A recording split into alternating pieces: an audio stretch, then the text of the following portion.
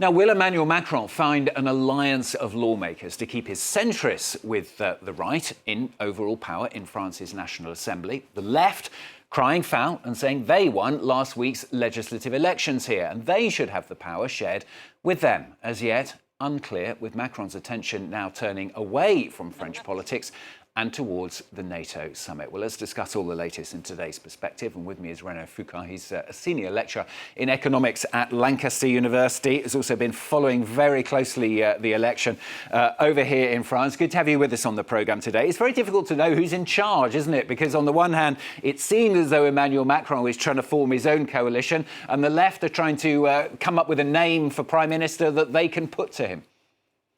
Yeah, there seems to be kind of a race based on the idea that whoever has the most seat in parliaments should get the hand first. But that's a bit silly in many ways because none of them is even remotely close for a majority. So the trick of Emmanuel Macron at the moment is that the left came out first after the election, but if you take together the center and the right, which were the de facto coalition ruling France in the previous parliament, then they are the biggest group. So somehow they could get the hand. But the truth is that to get a prime minister, you need to be big enough not to have a vote of no confidence against you. And at the moment, if the left started with their own prime minister trying to implement their own program, there would be a vote of no confidence. And if Emmanuel Macron and the right started together with their own program without listening to the left, they would also face a vote of no confidence. So at the moment, there will be a lot of smoke and mirrors, some attempts to try to take the leadership, but eventually, over the course perhaps of some votes of no confidence, someone will have to find some form of majoritarian support within the assembly. It does sound horribly complicated from what you're saying there, and it doesn't sound like there's a way forward, longer term anyway, for there to be, that overall block in power, which is what you need, isn't it, to run a parliament? Yeah, but this is all about learning. This is not overly complex when you look at every single country on the continent in Europe. People are used to do that. So there are several possibilities. One of them would be a minority left-wing government, but that would sort of commit not to do any of the big reform they do and to try to find some support of the center. So, for instance, not returning the pension age to 60. Another version would be some kind of technocratic centrist coalition. So you've seen that in Italy at the time with Mario Draghi. So you would have technocrats sort around the center, but that would get a broad support. You could even have something that is, I think, politically kind of unthinkable, but that you see in other countries, that would be the right supported by the far right from outside of government. Given what happened between the two rounds, it would be complete betrayal of the Republican front, but this is not something new. This is something that has happened in many other countries. But the problem is that the French are not used at all to that kind of idea. They are used to the very Napoleonian version of the world where you have one boss who is in charge and who has all power. They need to learn compromise, and they need to do that since 2022 already, and until now it has not been very successful. Are they going to be able to do that, though? I mean, you only have to watch French television, as I was on Sunday night, watching some of the results coming in, and you've got people hurling insults and criticisms at each other. The idea that they're all going to be able to sit round and kind of have a friendly picnic together and all, come to some agreements. Is that really possible here in France? Yes, I think it is possible, but I think it will really take some show before that. Like, they will need to have some dramatization because they've been telling to their electorate that it would be my program, only my program. If I'm in charge, I will not do any coalition. You cannot the next morning start a coalition unless you're in a country like Germany or the Netherlands where people are used to that. So what you need is that you will need some dramatization to explain to the electorate what is going on. So I think the left should try to form a government. And then most likely it will not work, but they should try to form a government. Then the center should try to form an alternative government. Anyway, it's like a game. They are stuck for 1 year. The parliament has been dissolved. It cannot be dissolved again before 1 year.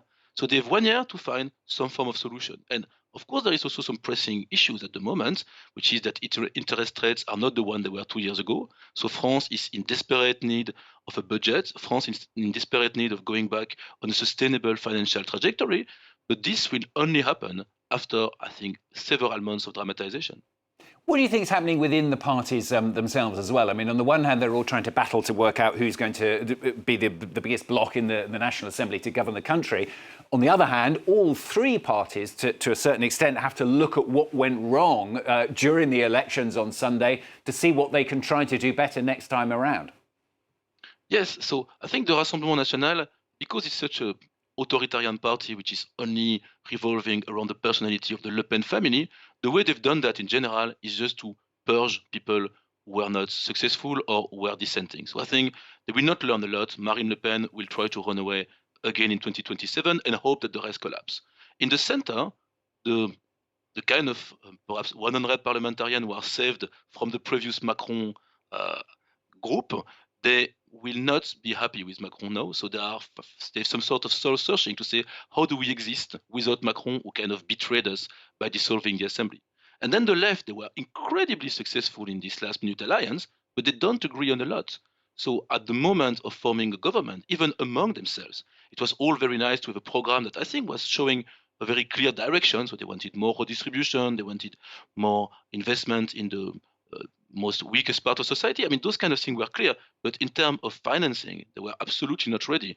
And those kind of things, the moment they would have to form a government, if you return pension age to 60, that means you don't have money to spend on school, on education, on the environmental transition. So those kinds of things will also be part of the formation of a government. And I would not bet that the government will be a whole bloc. It's totally possible that you have the Social Democrats and the Green and the centrists who somehow manage to work together.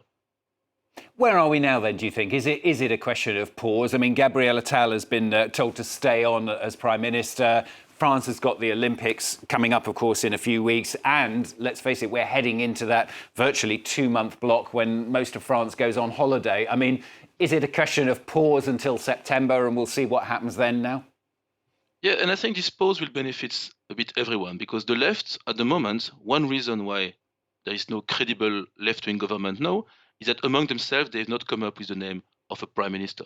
So the kind of idea that was floating before the election is, if we have a majority, the largest bloc among us will have the prime minister. So in this case, by a few seats, and it's not even sure, by a few seats it would be the far left, Mélenchon's group, France Insoumise.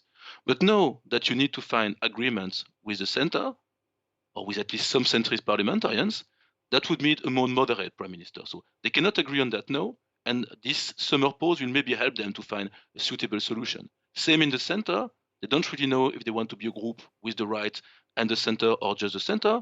A long pause will help them. And somehow, Gabriel Attal, as a caretaker, everyone will shout that this is a betrayal of democracy, but in practice, I think it will help almost everyone. One last question. I mean, where we are at the moment, as well, me as an Anglophone, we're so used, aren't we, in the UK to having that virtually two-party Labour-Conservative battle.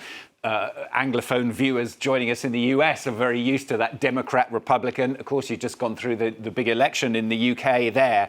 The whole system and way of doing things in Europe is so different with so many different parties. It's actually quite confusing, isn't it, for Anglophones to listen to and hear, particularly when they've had such a clear-cut election just last week in the UK. Yes, I mean, somehow the electoral system in the UK did not give a two-party result for quite a long time. So there've been coalitions. There's been a coalition with the Liberal Democrat not long ago. And regularly you have discussions of what would happen in the UK if you were not for the two parties that are the major ones. So this time maybe we are back to a two-party system, but this question is always open. And the problem of countries like France and the UK is that whenever there are talks of coalition, people refuse to even consider the idea. So the mindset of a European voter is that you vote for a program, you vote for a party, but you know that if the party gets into power, they will use maybe their relative power within government to push one or two major policies. So if you vote for the Green, you vote for more investment in renewable. But you don't vote for the entire agenda of the Green. You know it will not happen. But you just think in terms of balance of power. So switching the mindset of a voter who has been used and promised that change will happen radically, it's something that takes time, and again, that takes learning, experience, and I think quite a few failures. Good to talk to you on the programme today. Thank you very much for joining us, Renaud Foucart there from the Lancaster University. Thanks very much.